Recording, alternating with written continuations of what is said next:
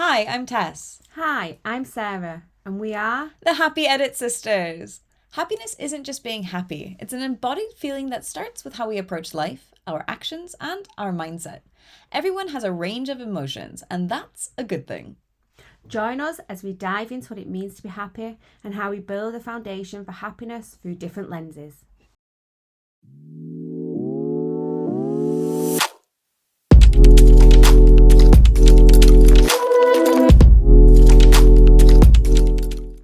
Hi, Sarah.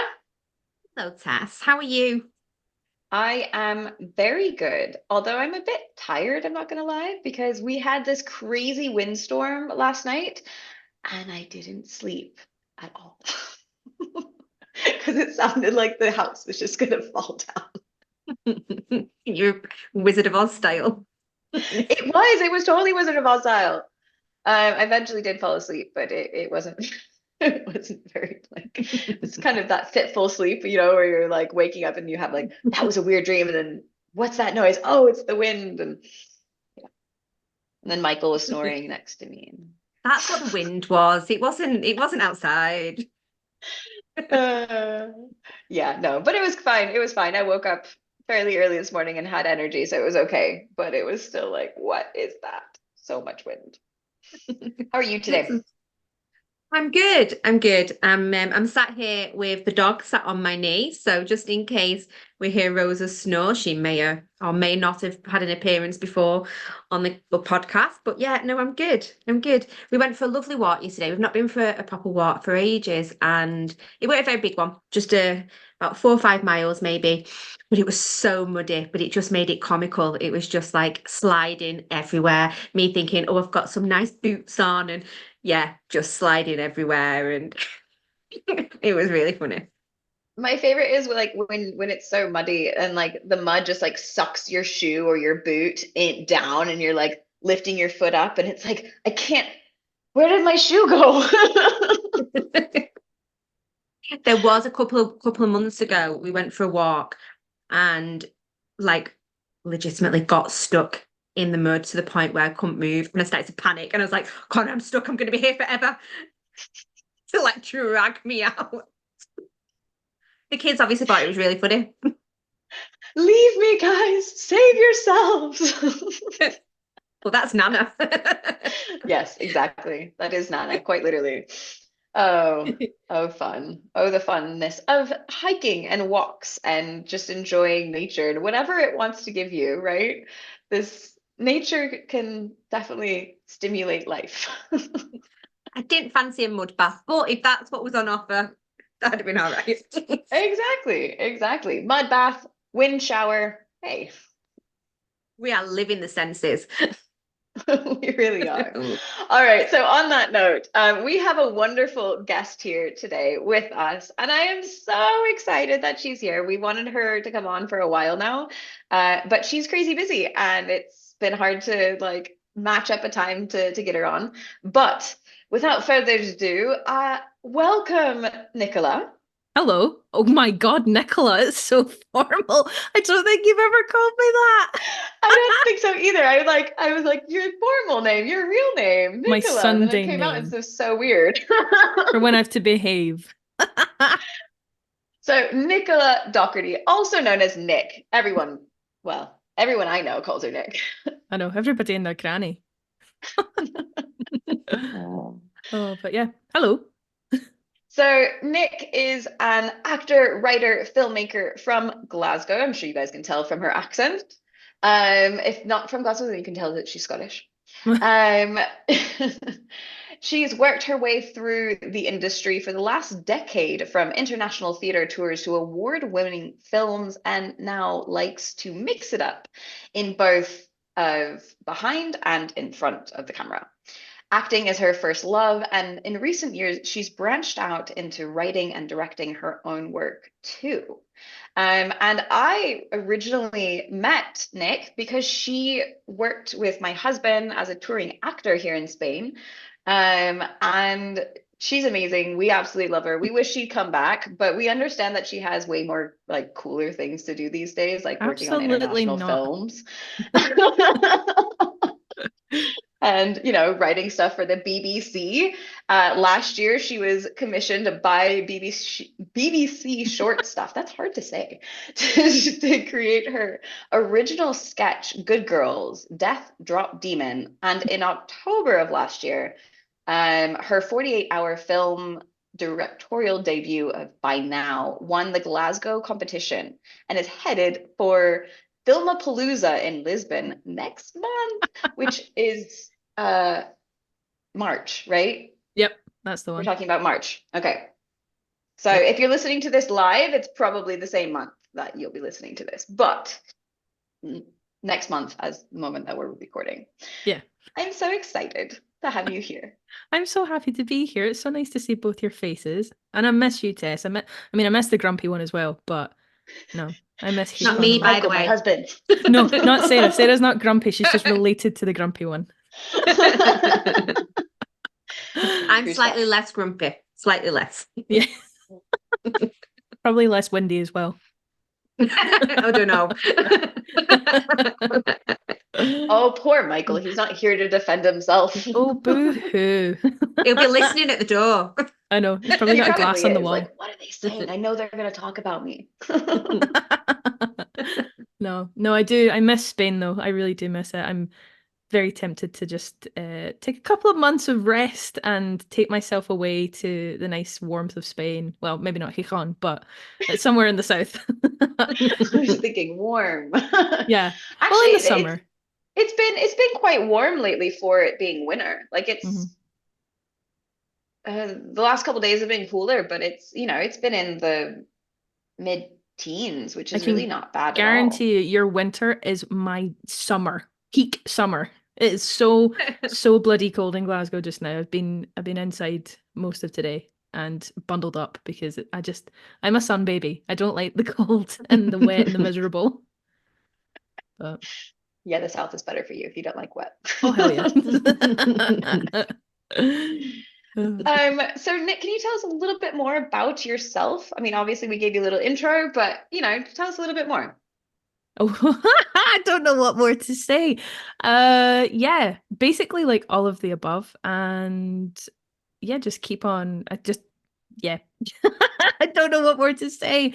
I've been acting for longer than a decade. Like I always wanted to be an actor since I was wee. Like I literally came out of the womb spitting accents. People used to ask my mom and dad if I was from Australia or from America.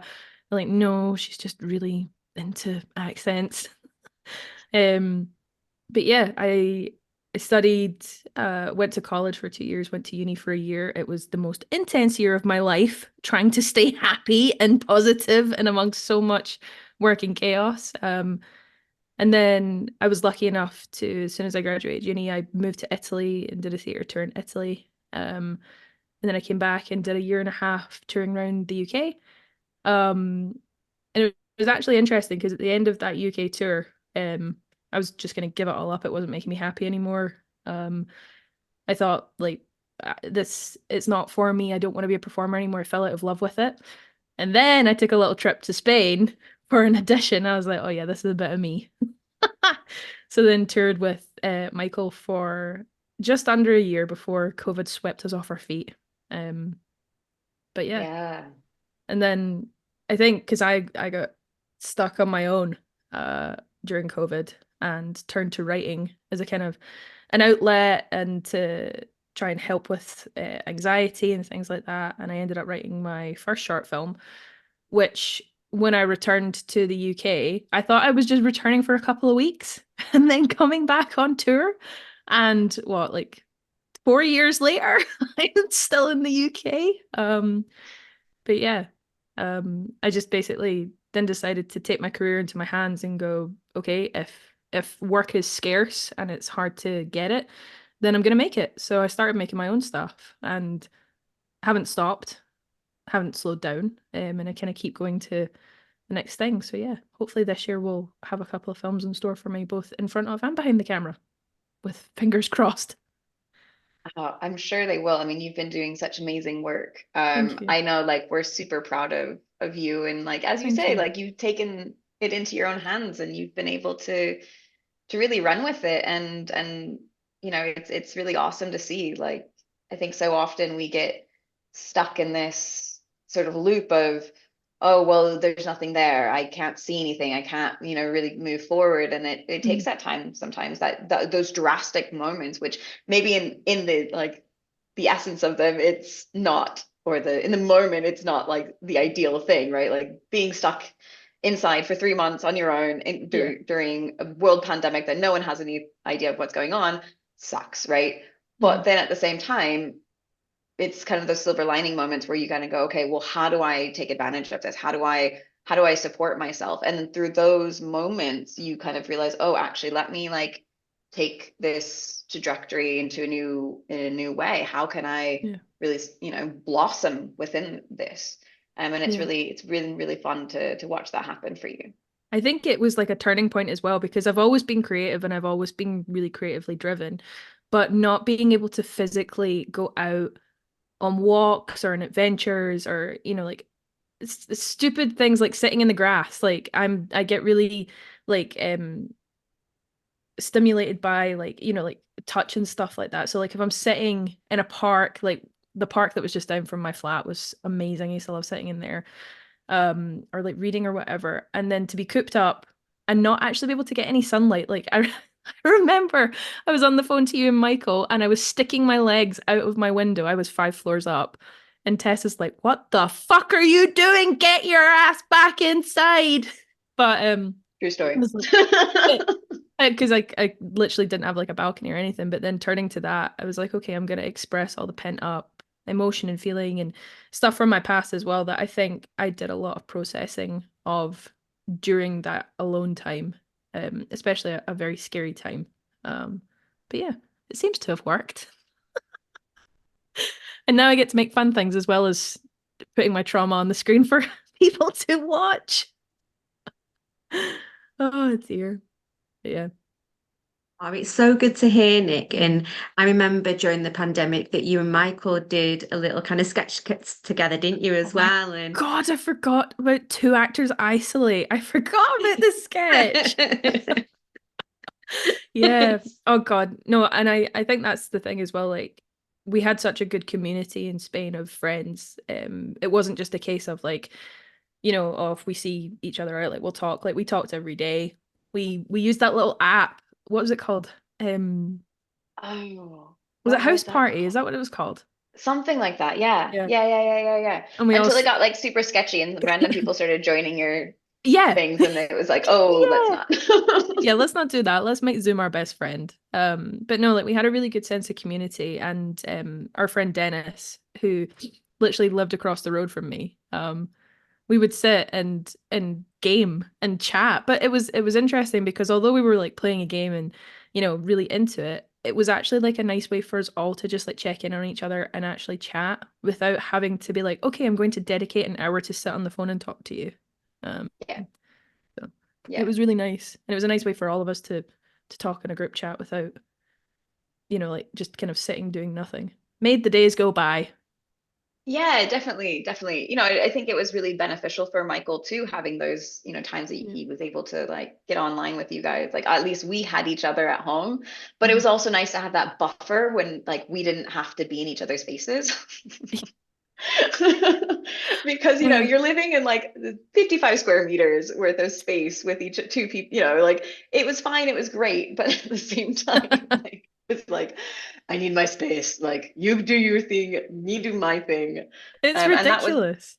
that was that time that he was able to do that, and I'm not gonna lie, there was times that it was like really annoying because he'd be yelling at the screen like, go go go go go, why did you do that, like really frustrated with like the situation or really getting into it. But at the same time, like I understood, like that he needed that emotional connection and that societal, like this, that social connection as well, which was so beneficial for him and for you guys. I remember the first time we all saw each other when we finally got outside. I was like, can I please just sneakily hug you? I ran into Dennis at the supermarket one day, and it must have looked like something from a film. We saw each other across an aisle and hadn't seen each other for like 40 days or something. And I was like, can I just hug you, please? So stupid. Maybe I should put that in my next film. I think you should. I think that'd be brilliant. Use raw Um, material. it is like, yeah, or like going on the beach for the first time I and remember that. Somebody took a like, picture of me in the water and it looked really like I'd seen yeah. the sea for the first time in my life. But that's how it felt, and like Yeah. touching the sand, like our friend Lindsay literally rolling Oh in my it, God, I like making remember sand Lindsay angels and rolling. Michael just cringing the entire time. Yeah. But then like, yeah, getting in the water and just like having, as you said, like having that tactile connection with Mhm. nature that we weren't able to have for so long was really amazing. When we all walked around the aviary, was that in Isabella Cattolica? Yeah. Yeah, Yeah. and we walked around the aviary and we saw like the black swans and all these birds. It made you appreciate stuff so much for sure. Hmm. Yeah. Definitely. We weren't Yeah. lucky Yeah. like you, Sarah. We weren't allowed to go for walks every day. I know it was so strange. I remember so like that first week of being in lockdown, and my mum and dad kind of would like they'd go for like a little walk and they'd come to the house and stand outside and they'd like use the car as like a distance marker, and they'd read. The kids would be sat on little chairs because we were obviously only really small at that point, and they'd come round for 15 minutes to read a story. I think it must have been the second week or something, so I think the first week they did it online, Mhm. and they'd read them a story and then they'd go, and then we'd maybe have accidentally kind of been in the park at the same time, Yeah. obviously Accidentally. following all rules. Yeah. um, um, yeah, and just kind of building that connection. And it would always be going to the park. And actually, in lockdown is when we started to go on like quite a lot of walks with the kids, and because there was not, we couldn't do anything else. And we've been really lucky actually that we've kept that up, and that's something that whether the kids like it or not, we drag them along. Come on, let's go for a hike. They'll Yeah, appreciate it later if they don't appreciate it now. They for will, sure. they will. It was making me think, Nick, when you were talking then about how creative everybody was during lockdown to keep like that connection with like friends and family and stuff. So whether that was kind of gaming or doing your sketch with Michael and writing and things like that. And suppose I was thinking about kind of you being an actor and a filmmaker and kind of now writing and things. Does that support your happiness, do you think? Kind of. Yeah, for sure. I think so. I did, it's funny, I did so much self-discovery last year, and I know it sounds a little bit wanky, but it was like I had some therapy sessions and stuff for various reasons, but a lot of the stuff that I figured out was I used to think that I would just like fire myself into work and everything would make me feel better and make me feel okay, but it was actually just like tiring me out so much that I wouldn't be feeling anything. But then I kind of realized like writing is so therapeutic and it's actually like more than just a job. It's a wonderful outlet. Even when you're not necessarily doing anything like personal. Like when I was writing, for example, like the thing for BBC, that is so ridiculous and it was so much fun to write. And it definitely supports my happiness because I just love sometimes when you can't physically communicate it, whether it's acting because you don't have the opportunity to do it, or filmmaking because it's too expensive to make the thing that you want to do, when you can just go for free, I can literally write down this entire idea from start to finish. I can create the whole thing. And if it comes to fruition, amazing. And if it has to sit in a drawer for a few years, so be it. But the process is really, really great. And yeah, I think creativity with anybody that is in the kind of industry, whether you're an actor, a writer, a director, a producer, a makeup artist, like it doesn't matter. Anything you can do creatively feeds your soul. And I think that's something that creatives can't really escape and turn to when they need a bit of a serotonin boost. I know I Yeah, do, but yeah, I definitely do. definitely. Yeah.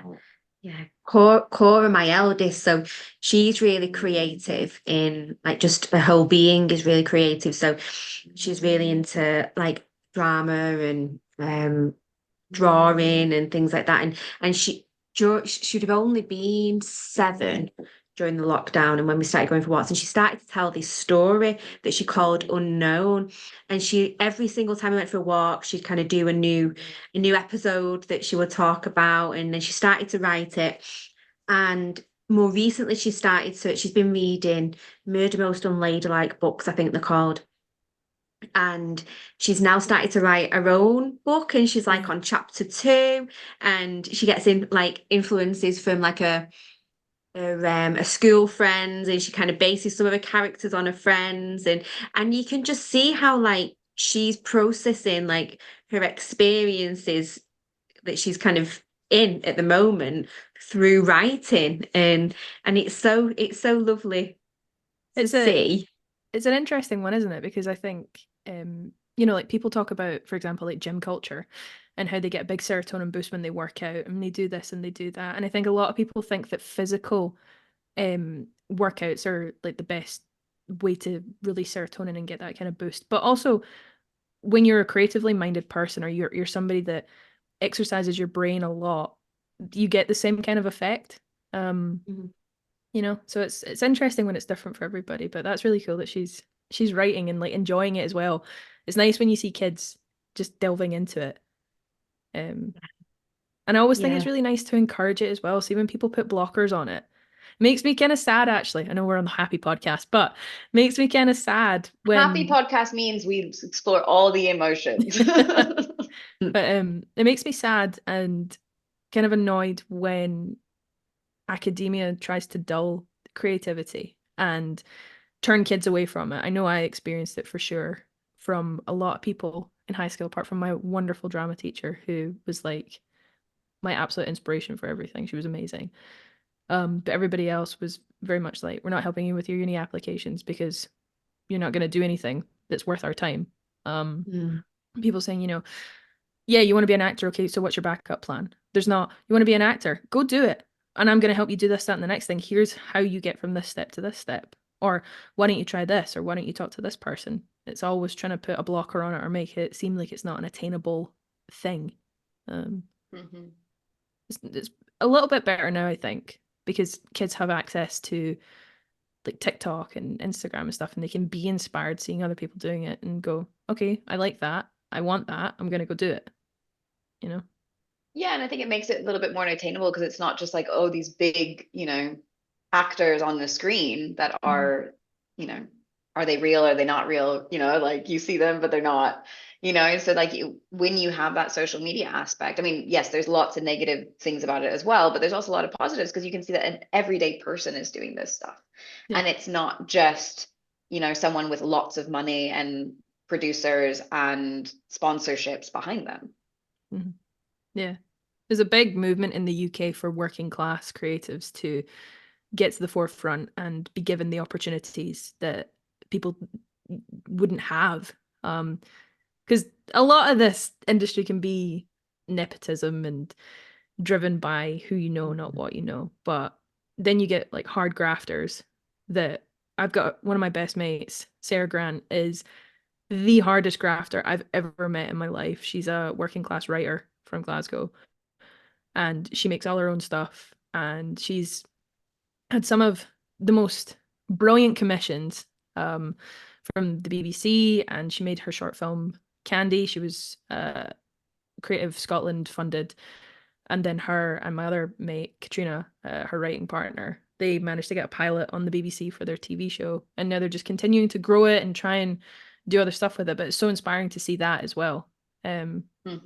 And also really nice that we've got a lovely group in the kind of Scottish industry. It can be a little bit harder to break into. It can be slightly cliquey sometimes, I think, but I've got a group of friends that are super open and like to see each other succeed. And there's no malice or jealousy. It's like just happiness for other people, which is really, really nice to see, you know? Definitely.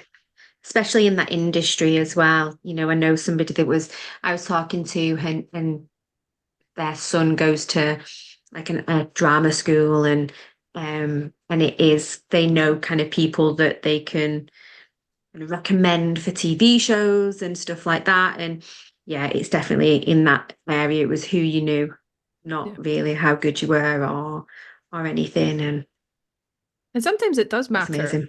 amazing. Like, you know, if you have the talent to back it up as well, people keep bringing you into the room. But this is something that I've kind of learned over the years as well.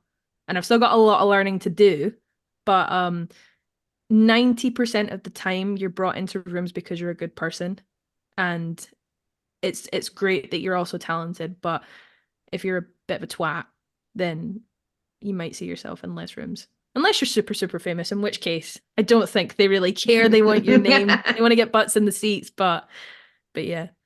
But I think that that's pretty, I mean, for so many things, right? Like whether it's the acting, world or like a normal job, like you might pick someone that maybe isn't quote unquote as highly qualified because you get on with them better and you're going to be able to work with them better.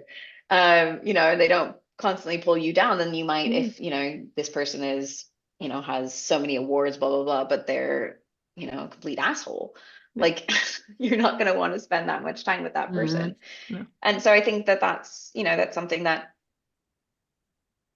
like for me at least, like I know I put a lot of work in like sharing other people's work and being supportive and collaborative with people because like maybe it doesn't quote unquote benefit me right then and there, but at least I feel better about myself. And B, like I'm in the long run, like I know that that's going to come, it's going to come back in like with like positive beneficial good karma outcomes. Good karma, exactly. Yeah.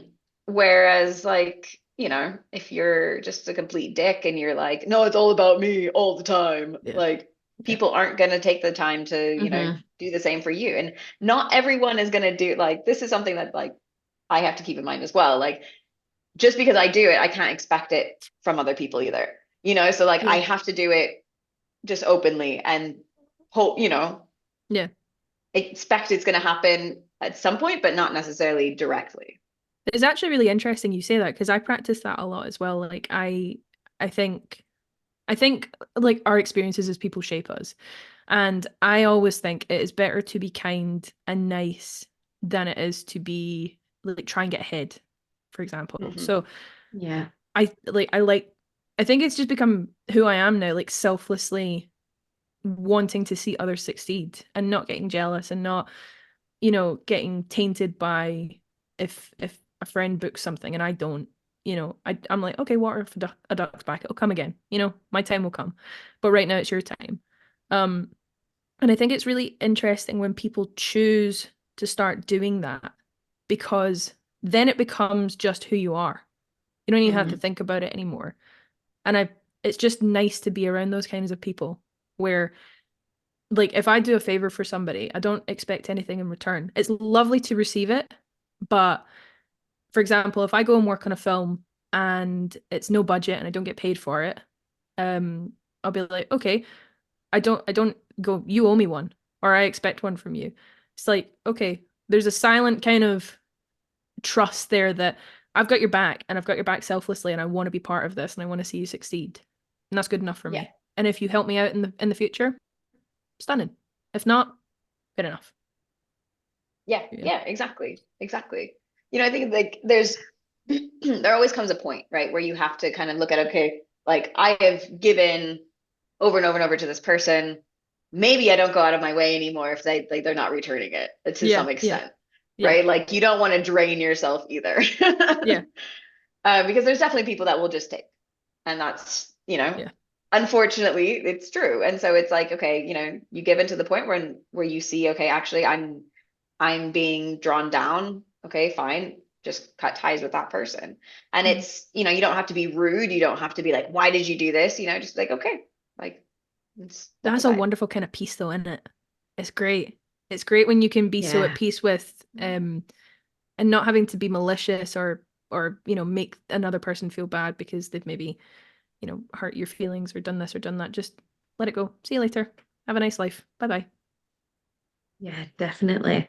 There's a thing in the it's NHS, I think, and it's 5 ways of well-being, and one of the points on there is about giving back, and because it maintains well-being, so giving back without any expectation and just giving back to your community or like friendships and things. So it all ties in, doesn't it? It's really interesting. I Yeah. remember thinking Yeah. about it more deeply, like when I first saw it. It's a film called, I'm sure it's called Pay It Forward. Is Bono in it? Or no, who is it? It's not Bono, it's oh, what's his bloody name? Uh some famous singers in it, I'm sure. Yeah, Um yeah, definitely famous people are involved in it. I couldn't tell yeah. you who. No. But I remember watching Pay It Forward when I was super, super young. We watched it in school. And I was like, yeah, I like that idea of like just selflessness, you know, Mm. just giving for not for any sort of gratification or award or look at what I did. Like it's just like, yeah. And I think when you implement that in your life, it just makes you a happier person for sure, without getting Yeah. the piss taken from you. Yeah, yeah, yeah. Exactly. Exactly. So I was wondering, kind of changing gears slightly. Mhm. So this we've talked about our senses in this episode, but the whole season is kind of focused on different senses. And I was wondering for you as an actor, are there like specific senses that you tend to really hone in on and connect with?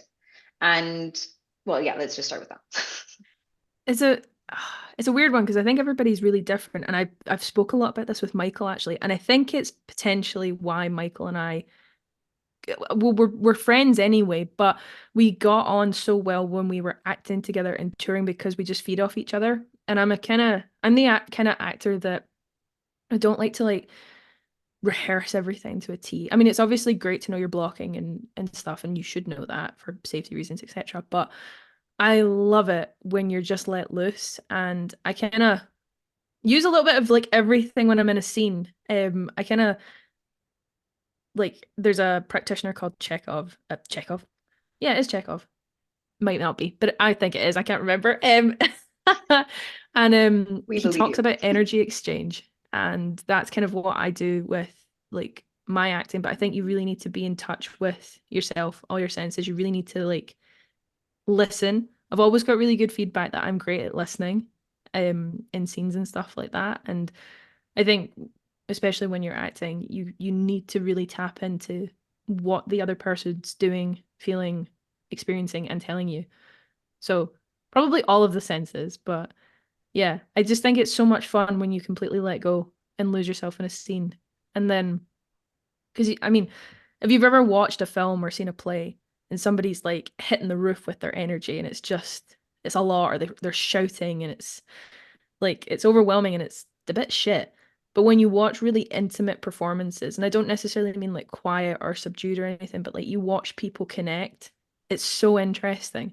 And it happens when people just let go and really just Mhm. let themselves into the moment. I'm doing a lot of hand gestures. Nobody can see, but yeah. We see them, we Yeah. appreciate them. It gets into the like you feel it more. Like even though like you're Yeah. not necessarily people can't see you, like Mhm. you can hear the emotion in the voice more, getting that Yeah. in, I think at least. Yeah. And so that totally makes me think of the scene in Children of Men. Is Yeah. that the name of it? Where like um they're sat in the lounge in the living room and they're just talking, and it could be a super boring scene, but Mhm. it's amazing, like the amount of emotion that Clive Owen and do you remember the other actor, totally Nope. blanking, Shouldn't anyway. mind. It's just such a masterclass in that intimacy is what you're talking about, Mhm. and like really connecting and using like because as a viewer you feel part of it. And why do you feel part of it? Because your senses are connecting with it. Yeah. Visually, of course, but then also, I think a lot of times we think of acting as the audience. Oh, you're just watching it, but you're feeling it. You're feeling Oh all of yeah. the different things. And if it's good, like you are connecting with all of your senses. And that's why I thought it would be, it's really interesting to hear you say like, well, you have to use it all. And that makes Yeah. sense. I think that's the thing because you can tell, especially going through training, you can tell when you put your blockers up and when you're not fully like tapping into something because a certain technique might not resonate with you. Like there's a specific one that not a lot of people really tap into now, but some people still do, and I think it's dangerous when it's used wrong. It's called emotion memory. It was created by a practitioner called Stanislavski, who basically created like the pamphlet for how to act, and started like realism in acting, and it's basically tapping into your own personal emotions and experiences to then put them through a character. And I remember doing it in college, and it was when my mum was unfortunately very ill, and they were getting us to do all this stuff. I'm like, nope, this is hideous. I hate this. I don't want to pretend to be someone while I'm feeling my own shit. Like, and I don't ever use it, because I think you then completely come out of the moment with the other actor that you're with, because then you're being selfish and you're utilizing your own experience as opposed to feeling what you feel in the moment with the other person, you know? But And you've seen from some of the that greats do same it. context, like, on one side, you get, maybe you're able to understand that situation for that character, but at the same time, is it more dangerous as well, because then you're not able to sort of separate yourself, and you might get caught up in it more, on like a personal level, and so you're not really able to like leave it, okay, after that scene, okay, I'm done, but like Yeah. you hold it more in your I body. use the term dangerous for a multitude of reasons. That's one of them for sure, because like when you watch method actors, it's so fascinating. It's amazing. And then when they don't snap out of it, it's fucking scary. Because then you have to be stuck in a set, not even just in a scene, in a set with this person. Some people love it. Some people think it's amazing. And sometimes it is, and other times it's quite scary. But the other part that I think is dangerous is you start to get desensitized to your own emotions, and that's heartbreaking. It's absolutely heartbreaking, because I used it for a while, and then afterward, like, if I ever thought about it, I'm like, I can't cry anymore, and it's really making me sad because I've completely lost touch with that, and I don't feel anything when I think about this specific thing now, which I feel like that's dangerous as well, because when you desensitize yourself, you're digging yourself into a really big hole that is problematic for your own mental health and your own well-being, just to service a fucking character that's going to be on the screen for a couple of hours, you know? It's better to put practice into actual methods that serve you and become more in tune with yourself, who you are, to then let go and sink into a character. But that comes with character study and really doing your work as an actor to prepare for a role, as opposed to just being lazy and go, I'll get it. I'll tap into this or I'll do that. But that's just my opinion. Some people might think I'm an idiot for saying that. But yeah, it is my own opinion. So It's fascinating, isn't it? When I was training to be a systemic family practitioner, so we do role plays within on the course, and so we do some of them online, and that definitely wasn't as powerful. But when we did them in person, so there'd be a therapist, and then they'd have like a family that we would then kind of take turns in kind of being members of the family. And one of my colleagues is a drama therapist, and she was playing this 15-year-old boy who was experiencing depression, didn't feel understood by his family. And she really got into this character to the point where, like, in the break, she was like, I need to go outside. Like, and she really, like, she was really, really, really into his character. And so where the teacher was like, do we need to stop this?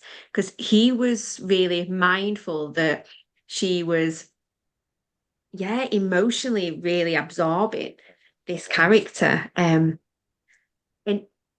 I was never really very good at the acting bit, as Michael would probably tell you.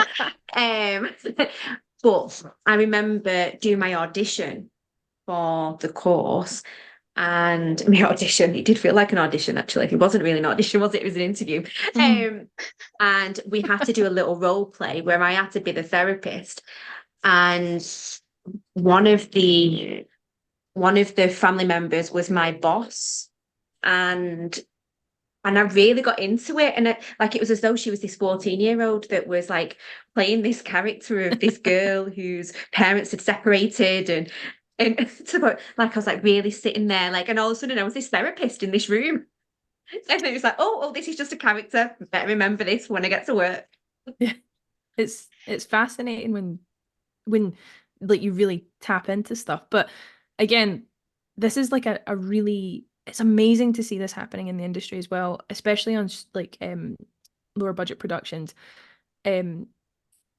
their name has just gone right out of my head. That's great. Like health and well-being people are being brought onto set so much more often. And there is such importance placed on not just cast, but crew safety and like feeling comfortable on the set. So even though some people might think, like it's amazing to watch an actor like let go, or it's interesting when you see how like deeply somebody gets affected by something. I think some people actually forget, although the actor's feeling all this stuff, the crew have to watch it. And I was working on a film as a script supervisor recently. I can give a bit of context on the film actually. It's basically about a girl who has come in for an audition, and it turns out her scene partner is the person that has abused her, unbeknownst to the casting team. So it's a short film, and it's in one room. It's called In the Room. And we kind of follow through the motions of this girl having to do this very intimate scene with a man that's abused her. And the person that was on the set with us, Harry, she was great. Just checking in with everybody, making sure everybody was okay. And we all checked in on each other, but it's amazing how, I mean, I'm sat watching the monitor for continuity and stuff. And then the next minute I'm in tears, thinking, what the fuck? It just gets you. But it's amazing then to see how much is placed on mental health now. That's fantastic. Yeah. That's really good to hear. Yeah. You know, when you were talking about it, like, so there's something that as like a yoga therapist, we're trained to, it's called ground, clear, protect. And so it's like before you go into your session, and I'm sure like as Sarah, as a therapist, you do something similar, but like before you go into your session, you make sure that you ground yourself and you clear yourself of any of your own material that might be coming up. And then you just take that moment just for yourself, just to kind of protect yourself and say, okay, like this is me, and like what, you know, is going to come up in this session is what it's theirs, right? And then if you notice like throughout the session that maybe things are, you know, affecting you, you know, just taking that time. Like I have little, like I tend to have a cup of tea with me, because it's a really good way just to help me ground. Like really, like if I feel like my stuff is coming up, just be like, you know, take that sip, or just notice the heat against my hand, just to like settle myself in and be like, nope, that's their stuff. I don't need to hold on to it. I don't need to carry it.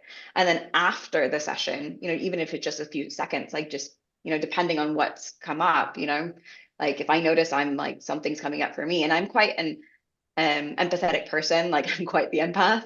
And so I like, this is something that I've struggled with while working with other people, and I've gotten better at it, but like just like releasing that, and you know, like maybe just standing up and just shaking out my entire body, maybe just like going outside for a bit and just feeling the wind against my skin, coming back to the senses, things like that, just to really help like me clear, so I am protecting myself, I'm grounding, and I'm not like, you know, if I do notice that I'm kind of getting caught up in things, you know, just like also forgiving myself, just be like, oh, okay, that's fine, that's their stuff, and then, you know, release it. But it's interesting to hear, you know, like as you, because you kind of mentioned that that's something that you did, you know, instead of getting to that method acting, okay, let me remember that this is me, and that's the character. Yeah. It's like I say, everybody's totally different, and some people might listen to this and go, she don't know what she's fucking talking about. But for me, like, I think, yeah, if I ever went like full method, you know, like did prep for 3 months and did not leave a character, it fucks with your head. I mean, Heath Ledger's a very tragic and perfect example of it. Even Lady Gaga, after she did House of Gucci, she couldn't drop that accent for months. Austin Butler and Elvis had to get, I think it was speech therapy or something, to let go of the accent. And it doesn't happen when you just speak in an accent for a year or a few months. You can let it go. You know, you've got your own accent, but it happens when you hold on to something and don't break out of it. So it's kind of, yeah, I just find it a bit scary. But I see people on set when we're doing stuff, and then they don't break out of a character. I'm like, you're allowed to let go. It's a small budget. It's fine. But no, it's interesting, and it's a wonderful career and creative outlet to see how many different people do different things. Definitely. Definitely. So we always like to finish with a happy edit tool. Okay. So, what is something that you could give the listeners that you like, that helps you, or that you've used and you like, yeah, this is a good way to just kind of edit things a little bit if you're feeling a bit overwhelmed, or just, to keep a consistent showing up for yourself? I use this all the time, and I find it so helpful. I learned it when I was studying acting, and it's basically just, you can do it meditating. I used to do it meditating, but I now kind of just do it as I go. Like I can do it when I'm driving, or when I'm in a scene or whatever. And it's just like, it's checking in on yourself. I can't remember the actual name for it. Body scan? It's not like a body scan, because you're not going head to toe, but it's kind of confronting your feelings. So for example, like if I'm sat here right now, and I'm just making up a scenario, if I'm like, okay, I'm stressed and I don't know what to say next, like what do I do? Just go, okay, you feel stressed. Why do you feel stressed? Because of this, this, and this. Okay, pluck that thought, confront it, let it go. See you later. So it's kind of like you have little thoughts come into your mind, I'm feeling sad. Why am I feeling sad? Because I'm hungry. Why am I hungry? Because I haven't had anything to eat. Why have you not had anything to eat? Because I'm trying to lose weight. Just pluck every thought, confront it, let it go. And it's the same with happy thoughts as well. Any kind of thought, you have it for a second, hold it, confront it, let it go, and then just move on. And it's a really nice way to regulate your feelings, I think, and emotions. I use it a lot in stressful situations because it's come back in recent years and it pisses me off. I've got a stutter. And it's happened quite a lot when I've been podcasting or I've been, like doing live reads. And every time it happens, I get so angry at myself. And then I continue to stutter or fumble over words. So whilst I'm doing it, it's like a kind of little side thought of just relax, confront the feeling, let it go. And then I can speak properly again for the majority of the time. But yeah, I just think it's a healthy way also of confronting how you feel. And if you still feel it, you've confronted it, and then let it go. If you need to revisit it at a later time when you feel a little bit more settled or a bit more comfortable, then you can do that too. But yeah. Oh, I love that. I love that. And I suppose as a therapist and a CBT therapist as well, I'm like, oh, that's amazing. Should I just love call that. it the Nickism, because I can't remember the actual word for it, the name for it. Yeah. I think a lot of mindfulness techniques do that, don't they? Whether it's CBT or whether it's like mindfulness or just Nickism. It's that idea of observing what is coming up without judgment and allowing it, and then through that allowance, releasing it, which is I also beautiful. think it's a way of kind of like strengthening your emotional core as well. Because like, people talk about strengthening your physical core and you can carry more stuff and you get better balance. When you strengthen your emotional core, you can regulate so much easier. And I mean, if you need to cry, cry. That's what I always say. But it's when something really bothers you, instead of harboring or holding on to it, it's amazing when you can confront it and go, this made me feel like this, and it made me feel like this because of this, and because of this, and I've seen you, I've heard you. Goodbye now. But yeah. I love it. Oh, Nick, it's been so lovely having you speak with Thank you us so much. today. It's been amazing. Where can the listeners kind of contact you? Where can they connect with you? Probably the best place is Instagram. I've got Twitter as well, but Instagram's probably your best bet. My handle's just_another_shorty21. And if people want to reach out on Twitter, it's Nick_Docherty. Yeah. I'm probably more And active you will on Instagram find though. all of those things on the show notes. So if you're like, wait, what was that? And Nick has just_shorty because she's so tall. Shut the fuck up. That's a thought that's getting swiftly removed. None of us here are tall. No, I think Michael and I looked I made Michael look tall, basically. Oh, the littlest short arms. I am the tallest here and I'm 5'4". Well, do you know what? I have lived by Shakespeare my whole life. Though she be but little, she is fierce. So don't fuck with me. Word. Love it. Oh, Love dear. it. All right. Well, Nick, thank you so much for joining us today. It's been amazing to hear everything that you brought up and your wisdom and your experiences. So thank you so much for sharing. Thank you so much for having me on. It's been great. It's been really good fun. Thank you. Bye. Bye. Bye, everyone. At the Happy Edit podcast, we're mindful that the podcast is not in replacement of therapy. If you do need further support, please do contact us on our contact details in the show notes. And we're more than happy to offer further support and guidance and direct you to places like the counselling directory or therapy directories. If you do also need further support, we would also recommend you contacting your primary healthcare provider. Thanks very much for listening, and we'll see you all soon.